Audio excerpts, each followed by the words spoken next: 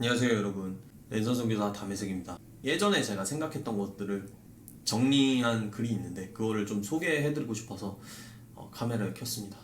질병에도 귀천이 있을까라는 주제인데요, 제가 우울증 약을 상담할 때는 보통 신경이나 기분에 관한 약이라고 돌려 말하곤 합니다.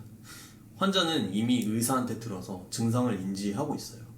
그럼에도 불구하고 너무 직설적으로 말하면 사람에 따라 기분이 나쁠 수도 있습니다. 그런데 혈압이 높다는 말은 괜찮은데 세로토닌이 낮다는 말은 하기 어렵습니다. 왜 이런 차이가 일어날까요?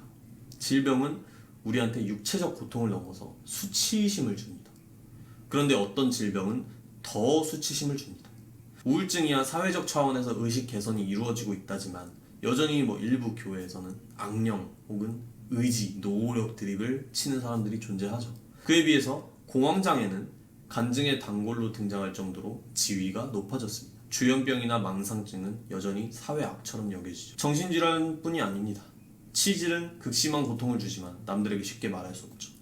탈모는 중년 남성의 전유물이 아니지만 남녀노소가 조롱합니다. 당뇨는 대표적인 유전병이지만 게으르고 체중 관리를 못한 사람들만 걸릴 것처럼 여겨집니다. 에이즈는 수혈이 아닌 이상 성교로도 거의 옮지 않지만 여전히 그들은 수치스럽게 삽니다. 인류의 수억 명이 걸려버린 코로나 바이러스에 감염되는 일은 때론 수치를 넘어서 범죄로까지 여겨지죠. 사실 신약의 시대에도 그랬습니다. 지금은 전염성이 거의 없다고 알려진 한센병, 즉 문둥병은 당시 격리된 곳에서 살도록 강제 명령을 받았죠. 장애인들은 신의 저주를 얻은 것으로 여겨졌습니다. 수십 년을 고생했던 혈루병 여인도 부정하게 여겨졌죠. 기독교인들은 질병에 고통받는 이들을 평등하게 바라보고 있을까요? 암 환자들은 간증도 하고 다큐멘터리도 찍고 가끔 영화에도 나옵니다. 그들은 세계에서 가장 불행한 일을 당한 사람으로 여겨지죠. 물론 가장 불행한 일이 맞아요. 너무나 괴롭죠. 하지만 제가 말하는 건 다른 질병에 시달리는 사람들도 그만큼 불행한 사람들이라는 거예요. 사실 암은 옮지 않습니다. 암 환자를 대하는 사람들은 안전해요. 그렇기 때문에 마음껏 동정을 보낼 수도 있고 옆에 있을 수도 있습니다. 그런데 우리는 꺼려지거나 기괴한 병, 심지어 전염병에 걸린 사람들에게 동일한 수준의 긍휼을 베풀 수 있을까요?